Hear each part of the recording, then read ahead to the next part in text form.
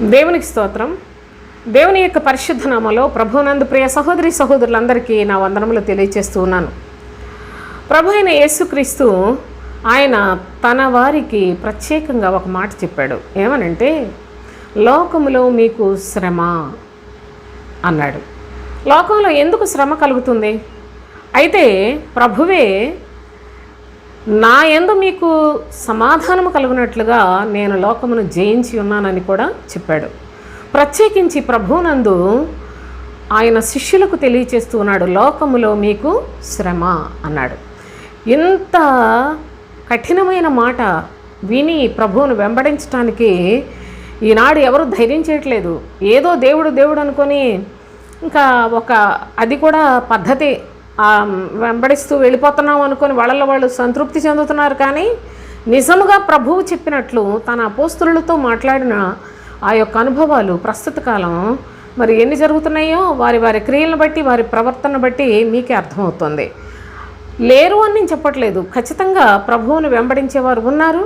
కానీ ప్రభువును వెంబడించేవారు ఎందరు ఉన్నారో కూడా ఆలోచించండి. ఈ లోకం యొక్క స్థితి చాలా భయంకరమైందండి. ఈ లోకంలో మనకు శ్రమ కలుగుతుంది అని ప్రభు చెప్పడానికి గల కారణం ఏంటంటే, చూడండి, 1 యోహాను పత్రిక 5వ అధ్యాయం 19వ వచనం.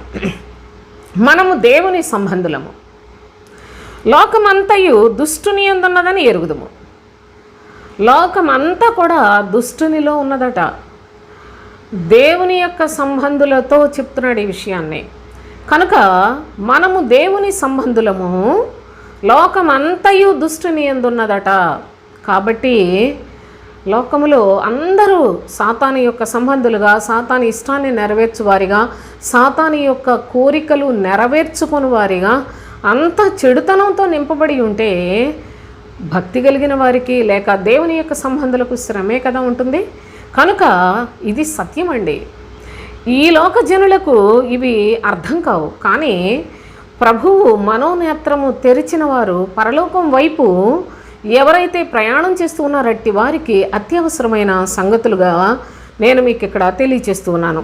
చూడండి, లోకమంతా దుష్టుని యందున్నదని చెప్పాడు. గలతీయులకు రాసిన పత్రిక 1వ అధ్యాయం 4వ వచనం చూడండి. మన తండ్రి అయిన దేవుని చిత్త ప్రకారము క్రీస్తు మనలను ప్రస్తుతపు దుష్టకాలములో నుండి విమోచింపవలనని, ప్రస్తుతపు దుష్టకాలములో నుండి విమోచింపవలనని మన పాపముల నిమిత్తము తన్ను తాను అప్పగించుకొనెను. ఈ కాలం ఏ కాలం అని చెప్తున్నాడు? ప్రస్తుతపు దుష్టకాలము అని, దుష్టకాలం అని దుష్ట యుగము నుండి అని చెప్తున్నాడు. ఈ యుగమే దుష్ట యుగం. లోకంలో చాలామంది మేధావులు చెప్తూ ఉంటారు, ఆ యుగం ఈ యుగం చాలా చెప్తారులేండి, అది మనకి అవసరం లేదు. ప్రభువు చెప్తున్నాడు ఇది దుష్టకాలము అని, ఈ దుష్ట యుగము అని చెప్తున్నాడు. ఈ దుష్ట యుగములో నుండి మనలను తప్పించడానికి ఆయన మన పాపముల నిమిత్తము తన్ను తాను అప్పగించుకున్నాడు.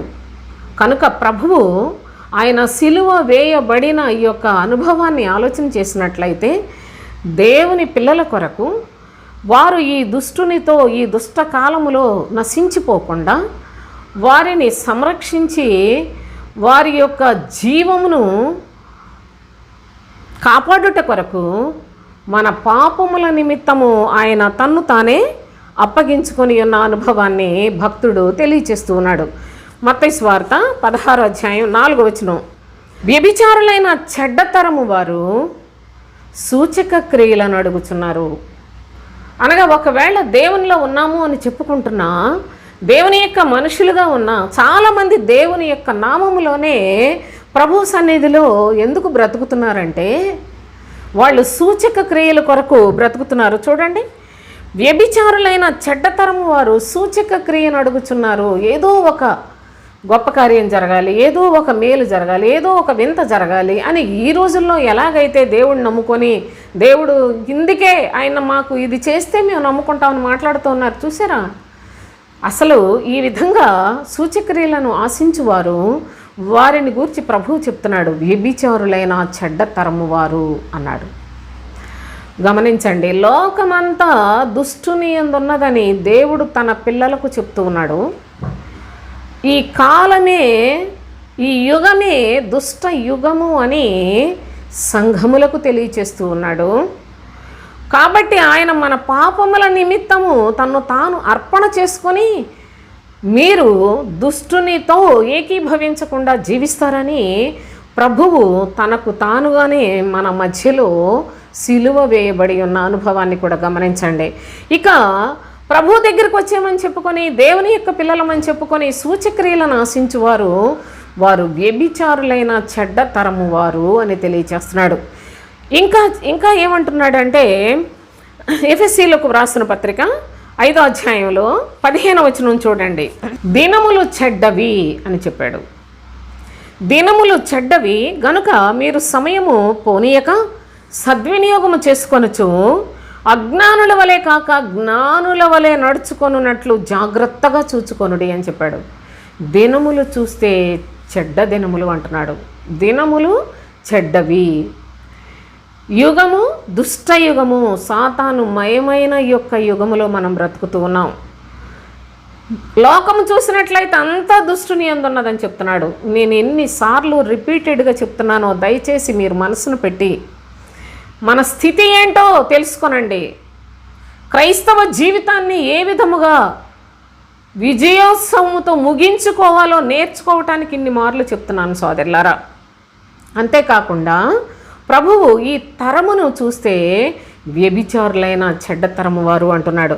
ఇక భక్తుడైన పౌలు చెప్తున్నాడు, దినములు చెడ్డవి, మీరు సమయమును పోనీయకండి, సద్వినియోగం చేసుకోనండి, అజ్ఞానుల వలె నడుచుకోవద్దు, జ్ఞానుల వలె నడుచుకొనుడి అని చెప్తున్నాడు. జ్ఞానులు దేవుని యందు భయభక్తులు కలిగి ప్రభువు ఏ మాట చెప్పాడో, ఆయన ఏది ఆజ్ఞాపించాడో దాన్ని అనుసరించి జీవించడానికి తడవు చేయకండి, ఆలస్యం చేయొద్దు, వెనుకడుగు వేయొద్దు. ఎందుకంటే ఈ దినములు చెడ్డవి, మీ సమయం చాలా చాలా ఉపయోగించుకునే పద్ధతిలో జ్ఞానము కలిగి ఉండండి అని దినములు చెడ్డవి అని తెలియచేస్తూ ఉన్నాడు. అంతేకాకుండా ప్రభు అయిన యేసుక్రీస్తు చూడండి, యోహాను సువార్త 12వ అధ్యాయంలో ఒక మాట చెప్తూ ఉన్నాడు. 12:31 ప్రభు అంటున్నాడు కదా, ఇప్పుడు ఈ లోకమునకు తీర్పు జరుగుచున్నది, ఇప్పుడు ఈ లోకాధికారి బయటకు త్రోసివేయబడును అన్నాడు. ఇప్పుడు ఈ లోకమునకు తీర్పు జరుగుచున్నది. ఎప్పుడు జరుగుతుంది అనగా ప్రభు అయిన యేసుక్రీస్తు వెంటనే చెప్పాడు. చూడండి, నేను భూమి మీద నుండి పైకెత్తబడిన ఎడలా అన్నాడు. నేను సిలువ వేయబడినప్పటి నుండి ఈ లోకాధికారికి తీర్పు ప్రారంభమైంది అని చెప్తూ ఉన్నాడు. ప్రభు సిలువ వేయబడుట ఎంత మహోన్నతమైన కార్యమో గమనించండి. ఈ లోకములో సృష్టి ప్రారంభం నుండి కూడా మనుషులను ఏలుబడి చేయుచున్న అపవాదికి లోబడిన, అపవాదికే దాసత్వాన్ని చేస్తున్న మానవ జాతి వారి యొక్క విడుదల విమోచన కొరకు ప్రభు అయిన క్రీస్తు సిలువ వేయబడితే, ఆ సిలువ వేయబడినప్పటి నుండి చూడండి, భూమి మీద నుండి పైకెత్తబడిన ఎడల అందరినీ నా యొద్దకు ఆకర్షించుకుందనని చెప్పాను. అనగా లోకాధికారికి ఈ లోకమునకు తీర్పు ప్రారంభమైంది. లోకాధికారి బయటకు త్రోసివేయబడుతూ ఉన్నాడు. దయచేసి ఈ లేఖనాలు చాలా జాగ్రత్తగా మీ మనసులో పెట్టండి. లోకమునకు తీర్పు ఎప్పటి నుండి ప్రారంభమైనదో తెలుసా?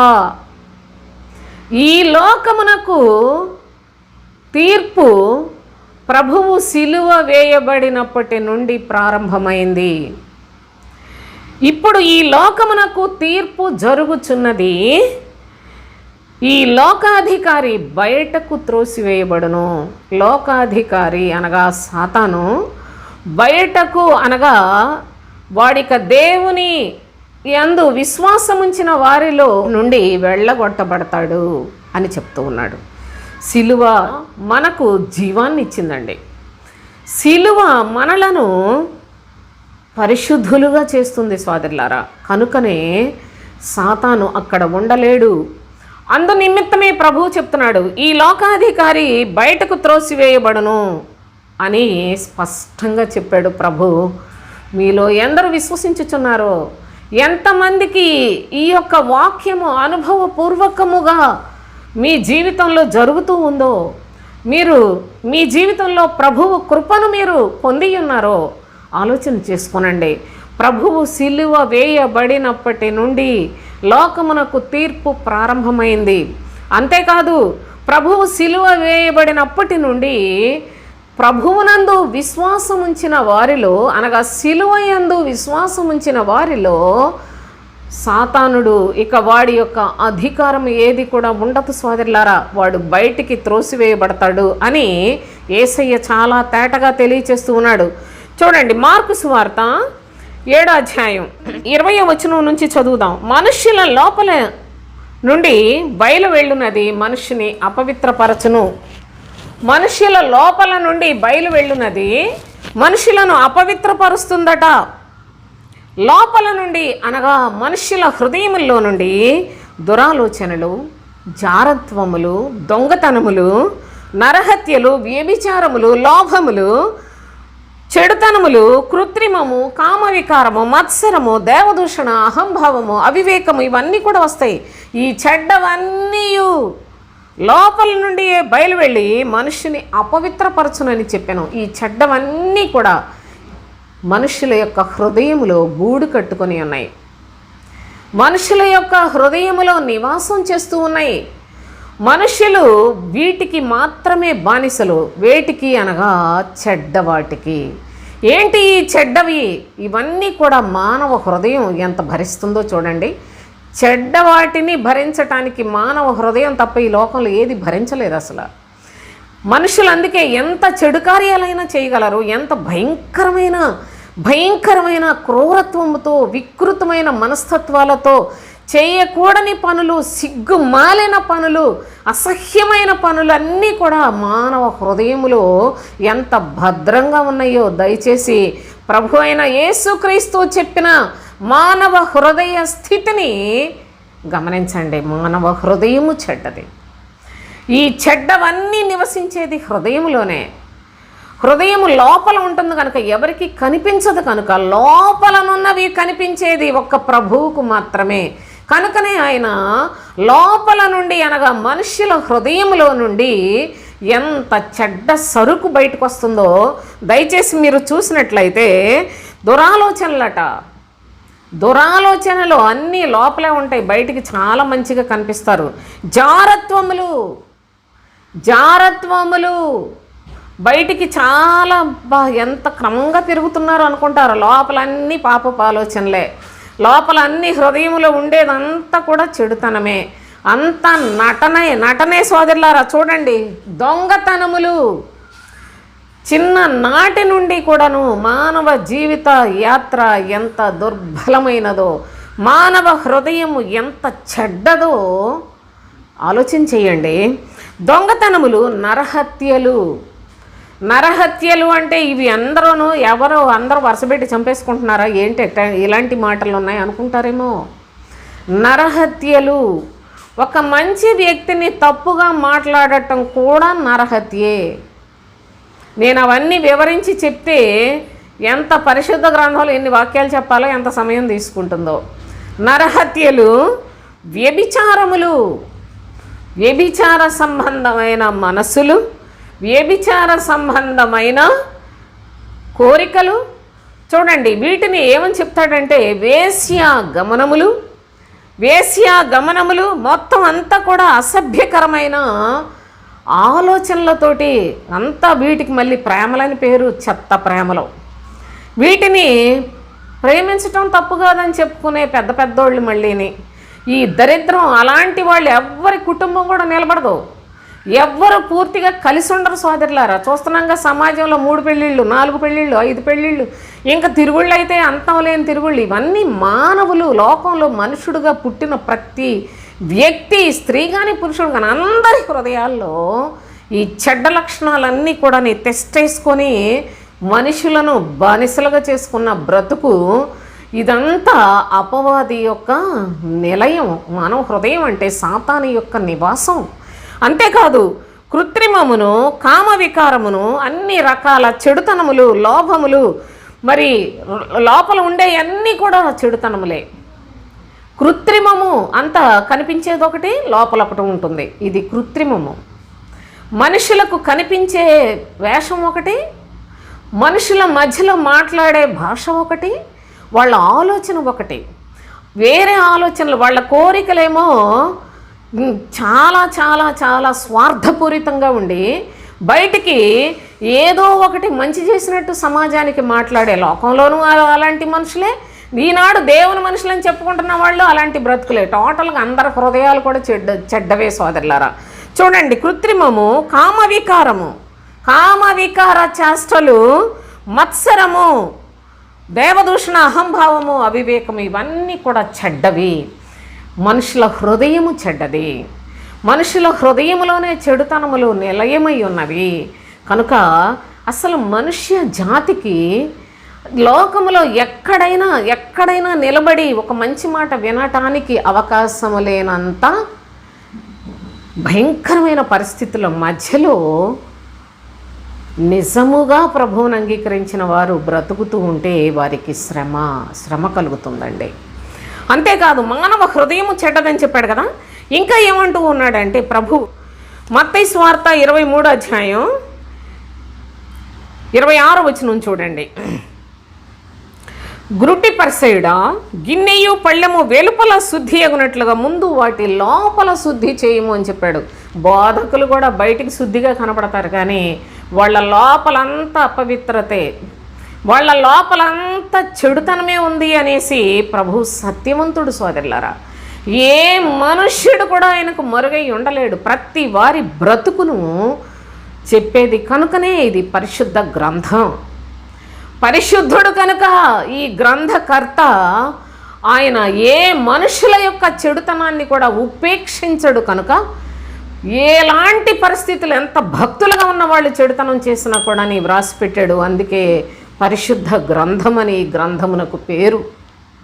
ఇది మనుషుల యొక్క గ్రంథం కాదు, దాచిపెట్టుకోవడానికి, కొంతమందిని కప్పెట్టి కొంతమందిని ఏదో ఒక రకంగా మోమాటంతో మాట్లాడుకోవడానికి. ఇది దేవుని యొక్క గ్రంథము, పరిశుద్ధ గ్రంథము, పరిశుద్ధమైన సంగతులు మాట్లాడే గ్రంథం. కనుక ఎవరితోనైనా మాట్లాడుతుంది. సృష్టిలో ఎవరైనా ఈ గ్రంథము దగ్గర వాళ్ళ బ్రతుకును చూసుకుని బాగుపడవలసిందే, కానీ మరి యొక్క దారి లేదు. కనుక ప్రభు అంటున్నాడు కదా, బోధకులని చెప్పుకుంటున్న వారలారా, మీరు కూడా గ్రుడ్డి బ్రతుకులే, లోపల చెడుతనం ఉంటుంది, బయటికి బాగా కనపడతారు అని ప్రభువు. అంతేకాకుండా 33వ వచనంలో కూడా చూస్తే, సర్పములారా, సర్ప సంతానమా, నరక శిక్షను మీరు ఎలాగో తప్పించుకుందరు? అందుచేత ఇదిగో నేను మీ యొద్దకు ప్రవక్తలను, జ్ఞానులను, శాస్త్రులను పంపుచున్నాను. మీరు వారిలో కొందరిని చంపి సిలువ వేయుదురు. కొందరిని చంపేస్తున్నారు. ఈ బోధకులు అనబడిన వాళ్ళు ఆది నుండి ప్రధాన యాజకులు, శాస్త్రులు, పరిసయ్యులు చాలామంది వారు ప్రవక్తలను, జ్ఞానులను, శాస్త్రులను చంపిన పరిస్థితులు ఉన్నాయి. సిలువ వేయుదురు. కొందరిని మీ సమాజ మందిరంలో కొరడాలతో కొట్టిస్తారట. పట్టణము నుండి పట్టణమునకు తరుముదురు అని కూడా దేవుని యొక్క లేఖనాల్లో తెలియచేస్తూ, ఇంకా ఏమని చెప్తున్నాడో తెలిసిన, అయ్యో 25వ వచనం కూడా చూడండి. వేషధారులైన శాస్త్రులారా, పరిసయ్యులారా అని మాట్లాడాడు. వేషధారులు అంతా బయటికి వేషమే, కానీ బోధకులు అనబడిన వాళ్ళు నమ్మండి, మీరు బోధకులను చేర్చుకోనండి, బోధకులు నమ్మండి అని నేను చెప్పట్లేదు. ప్రభువు చేత పంపబడిన బోధకులను చేర్చుకోనండి. ప్రభువు చేత పంపబడిన బోధకుడే మీకు క్రీస్తు సువార్తను చెప్తాడు, హృదయ శుద్ధిని కలుగు చేసే సంగతులు చెప్తాడు, చెడుతనాన్ని అసహించుకునే సంగతులు చెప్తాడు, చెడుతనాన్ని జయించే సంగతులు చెప్తాడు. ప్రభువు చేత పంపబడిన వారు, అలాంటి వారిని లోకం చంపేస్తుంది, సిలువ వేస్తుంది కొంతమందిని. ఏది ఏమైనప్పటికీ లోకంలో వారికి శ్రమ కలుగుతుంది అని తెలియచేస్తూ ఉన్నాడు ప్రభు అయిన తండ్రి. అంతేకాకుండా దేవుని యొక్క పరిశుద్ధ లేఖనాలలో మత్తయి సువార్త 12వ అధ్యాయంలో మరొక అనుభవాన్ని కూడా ప్రభు మనకి ఇక్కడ జ్ఞాపకం చేస్తూ ఉన్నాడు. 34వ వచనం చదువుకుందాం. సర్ప సంతానమా, మీరు చెడ్డవారయ్యుండి ఎలాగూ మంచి మాటలు పలుకగలరు? సర్ప సంతానమా, మీరు చూస్తే చెడ్డవారు, మీ దగ్గర నుంచి మంచి మాటలు ఎలా వస్తాయి? ఈనాడు ఒక మూర్ఖుడు ప్రభువుని గురించి చాలా బూతుగా అసహ్యంగా మాట్లాడుతూ ఉన్నాడు. అలాంటి వాడిని చాలామంది ఎంకరేజ్ చేసేవాళ్ళు కూడా ఉన్నారు. వారి మధ్యలో యేసు ప్రభువుని గురించి మాట్లాడుతూ ఉంటే వాళ్ళందరూ చాలా చాలా చాలా హీనంగా మాట్లాడతారు. అది ఒక భాగం. ప్రస్తుత కాలంలో బోధకులు కూడా క్రీస్తు సువార్త చెప్పే వాళ్ళని అంగీకరించరు. ఇదేంటి? క్రీస్తు సువార్తను చెప్తే చులకనగా చూస్తారండి. దేవుని నమ్ముకున్న ప్రజలు కూడా అలాంటి వాళ్ళే. అదే వాళ్ళ గొప్పల కోసం పోకిరి మాటలు చెప్పే బోధకులైతే వాళ్ళని చాలా ఎక్కువగా ఘనపరుస్తారు, వాళ్ళని చాలా గొప్ప చేసి వాళ్ళ వెనకాల తిరుగుతూ ఉంటారు. ఎన్ని రకాలుగా అపవాది లోకంలో ప్రజలందరినీ నాశనం చేస్తూ ఉందో చూడండి. ప్రభువైన యేసుక్రీస్తు ఏం చెప్పాడో తెలుసా? లోకము చెడ్డదని దాని గురించి నేను సాక్ష్యం ఇస్తూ ఉన్నానని చెప్తాడు యోహాను సువార్త 7వ అధ్యాయంలో. కనుక అది నన్ను ద్వేషించుచున్నది అన్నాడు. ప్రభువును లోకం ద్వేషించింది, అపోస్తలులను ద్వేషించింది, ప్రవక్తలను ద్వేషించింది. అందరూ కూడా కొట్టబడ్డారు, చంపబడ్డారు, రంపాలతో కోసి చంపేశారు సోదరులారా. ఇలాంటి పరిస్థితులేమో పరిశుద్ధులు అనుభవిస్తే ప్రస్తుత కాలంలో ఉన్న బోధకులు వాళ్ళకి భక్తి లేదు కనుక వాళ్ళు మాయతో ఏకీభవించి ఉన్నారు, నిబంధన చేసుకుని ఉన్నారు కనుక మాయ మాటలు చెప్తారు కనుక వాళ్ళని అందరూ కూడా చాలా గొప్పగా సేవిస్తారు, వాళ్ళ మాటలు వింటారు, వాళ్ళ అబద్ధాలనే వీళ్ళు కూడా అంగీకరించే పరిస్థితుల్లో ఉన్నారు. ఎలాగైనా ప్రభు యొక్క పని ఈ లోకములో జరగటం ఎంత కష్టతరమైనదో చూస్తూ ఉన్నాం.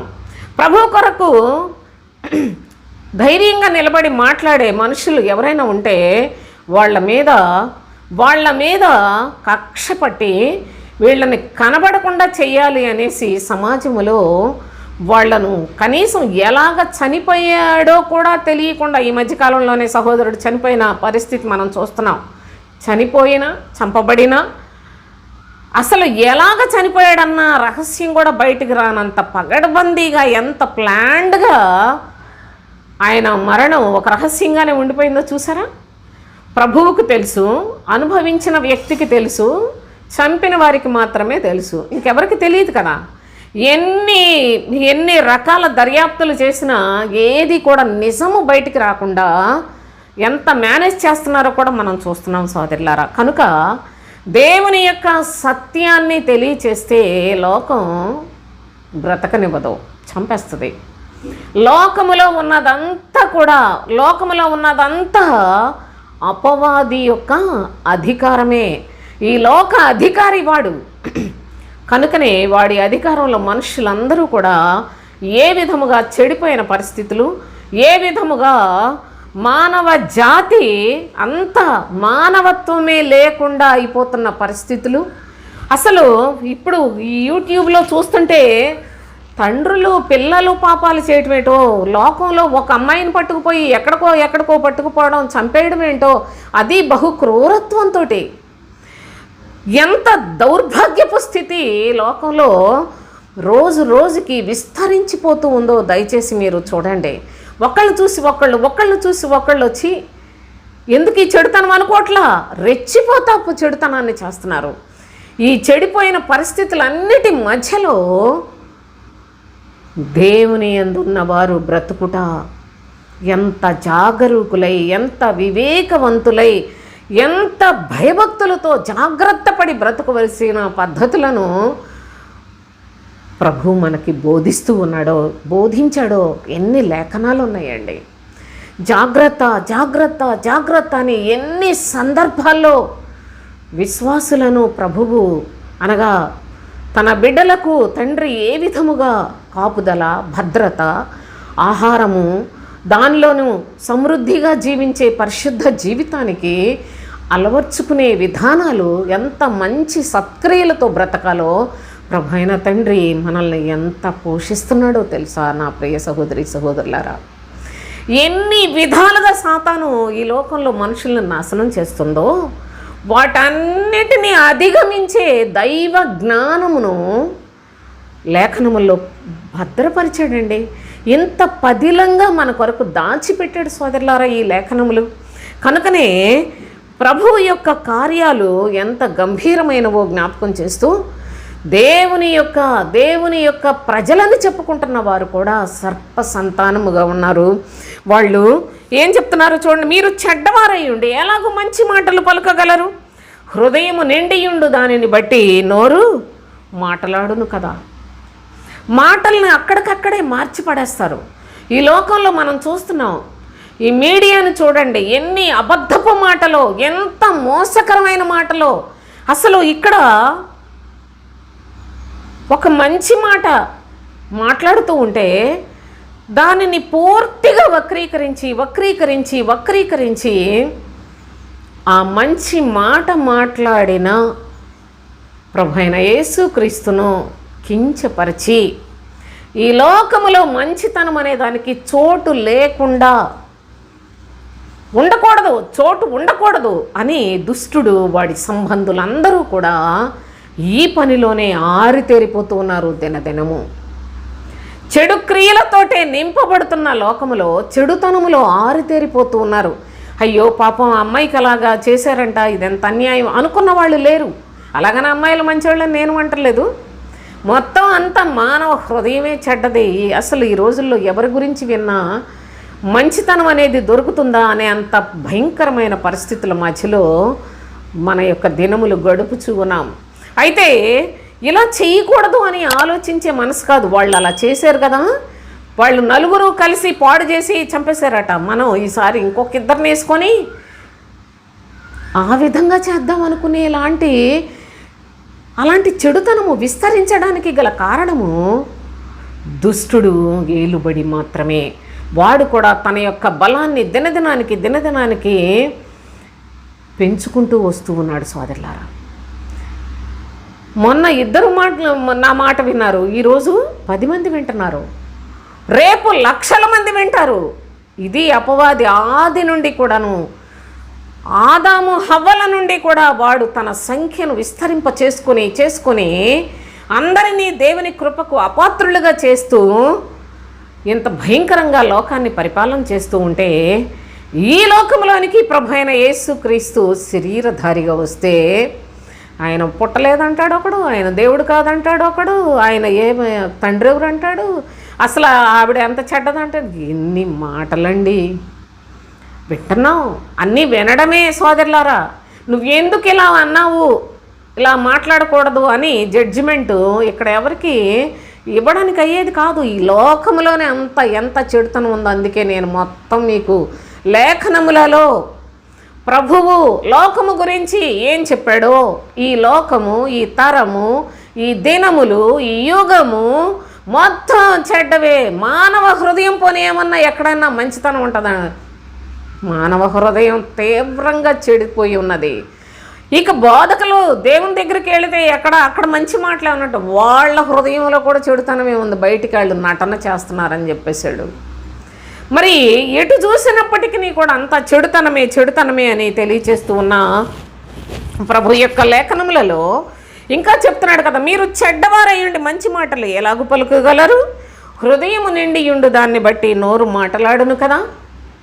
అసలు ప్రభువు ఉద్దేశం ఏంటి? ప్రభువు ఈ లోకానికి ఎందుకు శరీరధారిగా వచ్చాడు, ఆయన ఎందుకు మరణించాడు అనే సత్యాన్ని కరెక్ట్గా, అసలు దేవుడు ఏ ఉద్దేశంతో ఈ లోకానికి తన ప్రియకుమారుని పంపించాడనే ఉద్దేశాన్ని తెలుసుకున్నట్లయితే అందరూ సత్యాన్ని ప్రకటన చేసి ఉండేవాళ్ళు.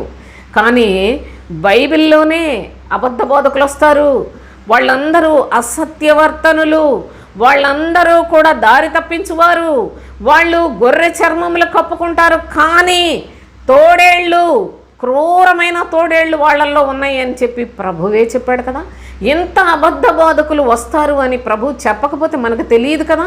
ప్రభువే చెప్పాడు. వీళ్ళందరి నుంచి మనం కాపాడుకోవాలి అంటే మనలో ఎంత వివేకం ఉండాలో కూడా దయచేసి మీరు ఈ లేఖనాలను జ్ఞాపకం చేసుకోనండి.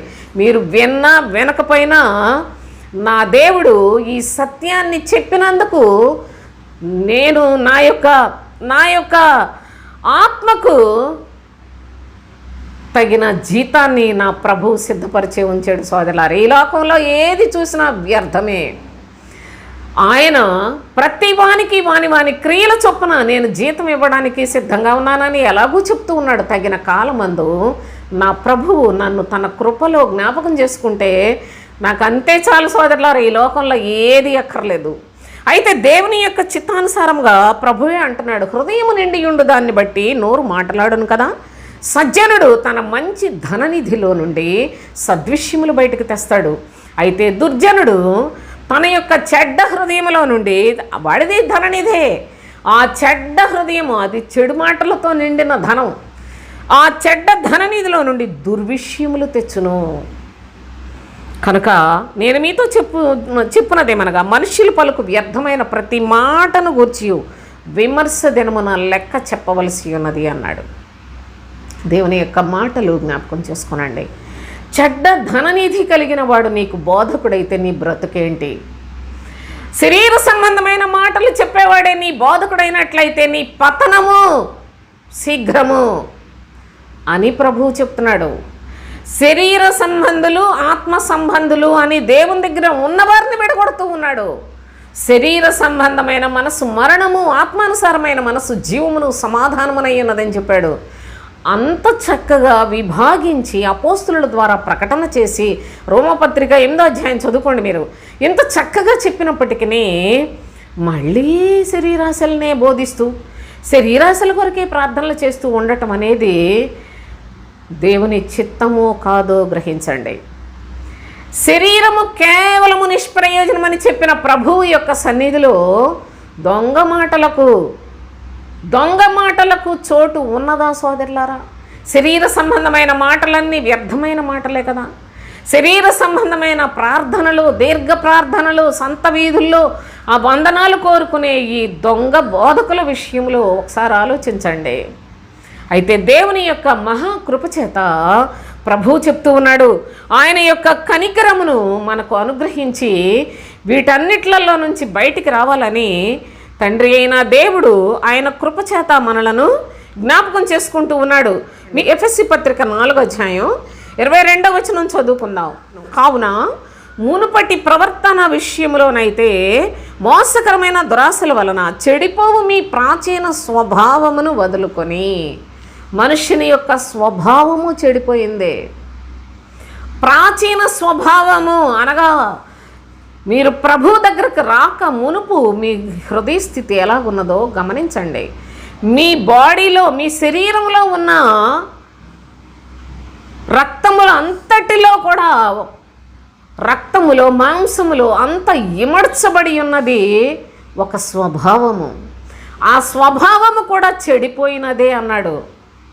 అందుకే క్రీస్తు రక్తము ద్వారా ఆయన మనలను, మనస్సాక్షిని కూడా మనస్సాక్షిని శుద్ధి చేసే పద్ధతిని బోధించి ఉన్నాడు సోదరులారా. మనం శుద్ధి చేసుకోవడం కాదు, మనకేదో పాపాలు లేకుంటే ఏదో ఒకటి లోకంలో శరీరంతో చేసిన పాపాలు వదిలేసాం కాబట్టి ఇప్పుడు దేవుని బిడ్డలు అయిపోయాం అనుకొని అన్నీ మోసపోకండి.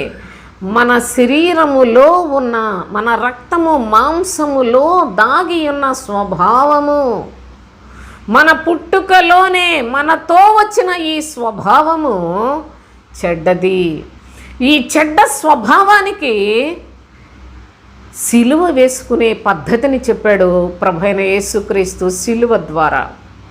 ఈ చెడ్డ స్వభావము మానవుల యొక్క బ్రతుకులను చెడ్డవారినిగా చేసిందండి. అందరూ ఏదో విధంగా చెడిపోయిన పరిస్థితుల్లోనే, చెడిపోయిన వారముగానే ఉన్నాం. ఇప్పుడైతే క్రీస్తు యేసునందు మన యొక్క హృదయంలో చూడండి, మీ చిత్తవృత్తి యందు నూతన పరచబడిన వారై, చిత్తవృత్తి యందు మన యొక్క హృదయం లోపల శుద్ధి చేసుకునే పద్ధతి, మన యొక్క హృదయము, మనస్సు, మనస్సాక్షి కూడా పవిత్రపరచబడే పద్ధతి క్రీస్తు శిలువ మరణ పునరుత్థానముల వలన మనము ఈనాడు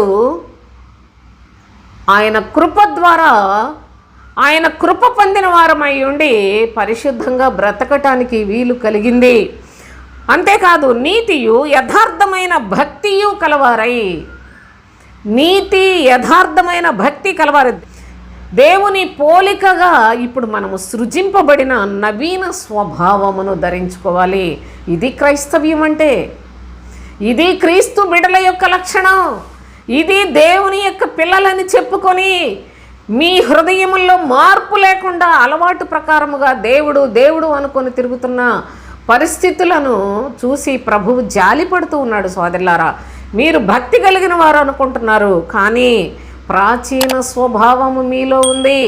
ఇంకా పాపపు ఆలోచనలు, పాపపు కోరికలు, దేవుని సన్నిధిలో కూర్చొని పాపమునే ఇంకా హృదయములో జయించలేక, వాటి నుండి విడుదల పొందలేక, ఆ పాపమునకే దాసులుగా బానిసలుగా బ్రతుకుతూ, శరీర కోరికలు చంపుకోలేక, శరీరమందు చక్కగా కనబడే ఉద్దేశములు కలిగి, లోకస్తులతో పోల్చుకొని లోకముతో గొప్పగా ఘనముగా బ్రతకాలనే దురాశలతో బ్రతుకుతూ మేము క్రీస్తు వారమని చెప్పుకుంటున్నారే, చాలా చాలా చాలా మోసపోతూ ఉన్నారు.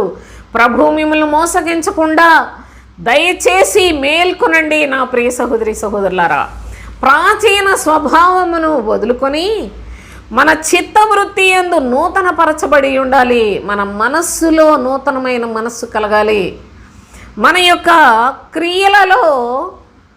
క్రియలలో మనము పరిశుద్ధులుగా బ్రతికే పద్ధతిలో బ్రతకాలి.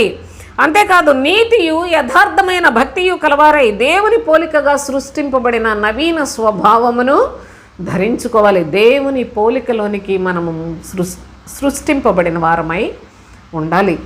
ప్రభు ఆదామును సృష్టించినప్పుడు అతను చక్కగా ప్రభువుతో తండ్రి కుమారుల యొక్క బంధముతో చాలా చక్కగా దినదినము ప్రభువుతో కలుసుకుని ప్రభువునందు ఆనందించిన పరిస్థితులే ఉన్నాయి.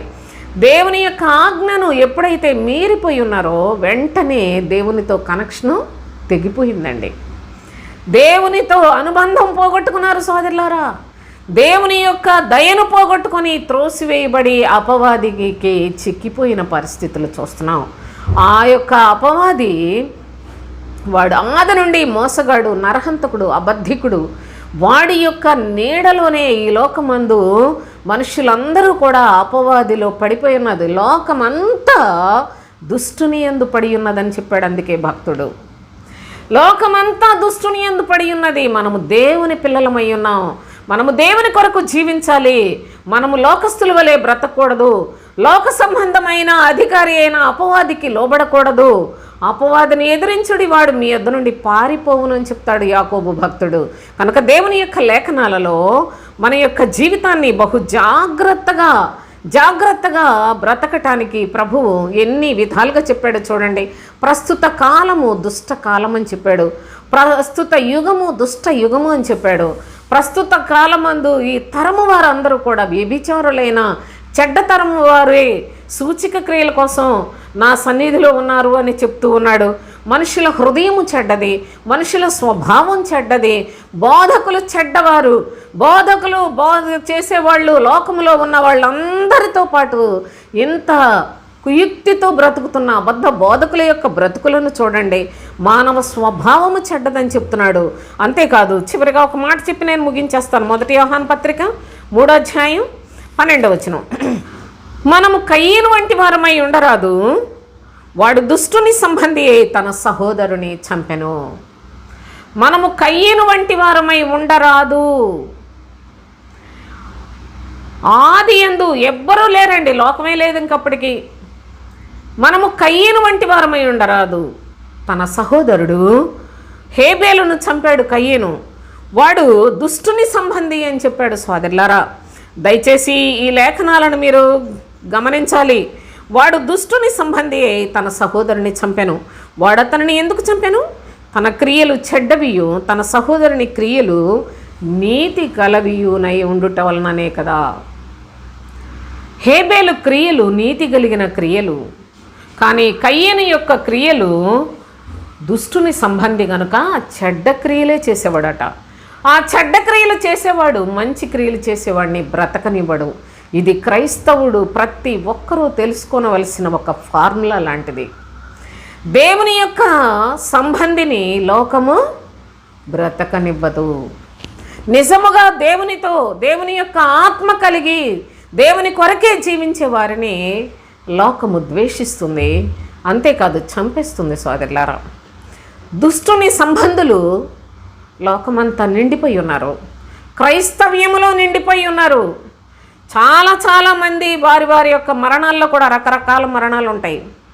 ఈ మరణాల్లో క్రీస్తు కొరకు చనిపోయి వాక్యము నిమిత్తము యేసును గూర్చిన సాక్ష్యము నిమిత్తము దేవుని ఆజ్ఞల నిమిత్తము చంపబడిన వారే హతసాక్షులు. అంతేగాని దేవుని నమ్ముకున్నాడు, ఏదో జబ్బు చేసి చచ్చిపోయాడు, వీళ్ళేమో హతసాక్షులు కాదు, ఏం కాదు. అయితే అందరూ హతసాక్షులు కాదు, అందరికీ హతసాక్షులయ్యే కృప కూడా ఉండదు. సాక్ష్యార్థంగానైనా బ్రతుకువలను కదా. సాక్ష్యార్థముగా మన యొక్క జీవితాల్లో అనగా నమ్మకస్తులుగా, సత్క్రియలు చేయవారిగా, నూతన స్వభావం కలిగిన వారిగా, మన చిత్తవృత్తి యందు పరిశుద్ధపరచబడిన వారమై నవీన స్వభావాన్ని ధరించుకొని క్రీస్తును పోలి జీవించవలసిన అవసరత అయితే ప్రతి క్రైస్తవురాలికి ఉన్నాయి. హతసాక్షులుగా ఉండే భాగ్యం చాలా తక్కువ మందికి మాత్రమే ఉంటుంది సోదరులారా. ఆ భాగ్యం నాకు వస్తే నాకు దేవుడు ఎంత చక్కగా ఇచ్చాడో అని, ఎంత వరమోనని నేను విశ్వసించగలను. ఏదో వాళ్ళ గురించి చెప్పుకుపోయేది కాదు నా భక్తి. అయితే దేవుని కృప ఎవరికి ఉంటే వారికి మాత్రమే అంత ఘనత దొరుకుతుంది. వాళ్ళందరూ చాలా ఘనులండి. ఘనులైన వారికి దేవుడు గొప్ప స్థానాన్ని ఏర్పాటు చేసి ఉంచాడు సోదరులారా. ప్రతి వారికి వారు ఈ లోకమందు ప్రయాసపడిన దానికి ప్రతిఫలముగా పరలోకమందు వారి వారి స్థానములు కేటాయించాడు. కనుక దేవుని యొక్క సన్నిధిలో ప్రభు యొక్క లేఖనము చెప్తుంది, కయ్యేను వాడు చెడ్డవాడు, చెడ్డ క్రియలు చేసేవాడు. కనుక తన సహోదరుడు నీతి క్రియలు చేస్తుంటే అవి చూడలేక ఆ నీతిమంతుడిని మెచ్చుకున్నందుకు ప్రభువే మెచ్చుకున్నాడు కదా. కనుక వీడు తట్టుకోలేక వెంటనే హేబేలును చంపేశాడు. కనుక దేవుని యొక్క కృపను గూర్చి ఆలోచన చేయండి. ఈ లోకములో దేవుని యొక్క పిల్లలమైన మన యొక్క జీవితాల్లో ఏదో మనకు బాగుంది, క్షేమంగా ఉంది, జరిగిపోతున్నాయి అనుకుంటున్నారేమో. మీరు చాలా దేవుని యొక్క ఆశీర్వాదాలు పోగొట్టుకుంటున్నారండి. ఈ లోకములో ప్రభు కొరకు జీవించి అనేక శ్రమలు అనుభవించి మనము దేవుని యొక్క రాజ్యములో చేరవలనని అపోస్తులు సాక్షులుగా మన మధ్యలో ఉన్నారు. క్రీస్తు శిలువ మన మధ్యలో ప్రత్యక్షపరచబడుతూ ఉంది. ప్రవక్తలు వారి యొక్క జీవితాల్లో కూడా నేను ఒంటరినై ఉన్నాను, ఏకాకినై ఉన్నాను, నీవు నన్ను ఈ పనికి కోసం నన్ను కేటాయించవు, కానీ ప్రభు అందరు నన్ను ద్వేషిస్తున్నారని ప్రవక్తలు ఎంతో బాధపడిన పరిస్థితులు ఉన్నాయి సోదరులారా. అపోస్తులు అయితే చక్కగా హతసాక్షులుగా, ప్రభు సాక్షులుగా వారు మరణం పొంది మనకు జీవాన్ని అనుగ్రహిస్తూ ఉన్నారు. ఈ లోకములో దుష్టునికి మంచిగా చాలా బాగా కలిసి వచ్చినట్టు కనిపిస్తుంది. ఎందుకంటే అందరూ దుష్టులే కనుక వాళ్ళకు వాళ్ళు సహకరించుకుంటారు. కానీ మనకైతే దేవుని యందు ఉన్న వారికి శ్రమయే. దేవుని యందు విశ్వాసం ఉంచిన వారికి ఈ లోకములో సోదరులారా నెమ్మది ఉండదు, కానీ ఆత్మలో సమాధానం ఉంటుంది. అది ఎందుకనగా ప్రభు ఆత్మ, దేవుని యొక్క పిల్లలు నిజముగా క్రీస్తునందు విశ్వాసం ఉంచిన వారిలో క్రీస్తు ఆత్మ ఉంటుంది. కనుక శ్రమలలో అందరినీ క్షమించి ప్రభువు సిలువలో మనకు మాదిరి చూపించాడు. ఆయన అనేక శ్రమలు అనుభవిస్తూనే ఎంతో యాతనము, ఆ యొక్క ఘోరమైన ముండ్ల కిరీటము మేకులలో వ్రేలాడుతూ ప్రభువు తన ఎడల దోషం చేస్తున్న వారిని కూడా క్షమించుమని మాట్లాడుతూ ఉన్న ఎంత గొప్ప మనసండి. ఇలాంటి మనసు కలిగిన దేవుడు సృష్టిలో ఎవరూ లేరు. ఆయనగాక సృష్టికర్త ఆయనే గనుక ఆయనే తన వారి కొరకు, తన ప్రజల కొరకు తన ప్రాణాన్ని పెట్టి ఉన్నాడు. ప్రేమ స్వరూపి అయిన మన తండ్రి ఇంత గొప్ప కృపలను మనకు అనుగ్రహిస్తూ ఉన్నాడు. మన రాజ్యము పరలోకం సోదరులారా. ఈ లోక రాజ్యములన్నీ ఆయన దగ్గర ఒక దినం సాగిలు పడతాయి. ఆ దినము మనము ప్రభువుతో కూడా ఉండే ఘనత కలిగిన స్థానానికి, ఆ యొక్క పరిశుద్ధులుండే ఆ స్థలములో మనలను కూడా నియమించుకొని ప్రభు చిత్తానుసారులని ముద్రింపబడిన వారిగా బ్రతకటానికి తండ్రి మనకింత చక్కని మాటలు నేర్పిస్తూ ఉన్నాడు. కనుక లోకములో బాగా ఉన్నాం, దేవుడు ఆశీర్వదించాడని చెప్పుకొని మీ యొక్క స్వల్పకాల సంతోషాన్ని ఆశించకండి. స్వల్పకాల సుఖాల కొరకు కాదు, శాశ్వతమైన రాజ్యములో యుగ యుగములు ప్రభువుతో కూడా సదాకాలము ఉండే ఆ మహిమ కొరకు సిద్ధపడినట్లుగా మన యొక్క ఆత్మీయ జీవితాన్ని కొనసాగిద్దాం. మరి ఈ యొక్క లోకమంతటా కూడా దుష్టునిలో పడి ఉన్న లోకముతో మనం పోల్చుకోకుండా క్రీస్తుతో కూడా శరీరమందు శ్రమలు అనుభవించి ఆయన యొక్క రాజ్యానికి వారసత్వాన్ని సంపాదించుకుందాం. దేవునికి స్తోత్రం. ముగించేస్తాను.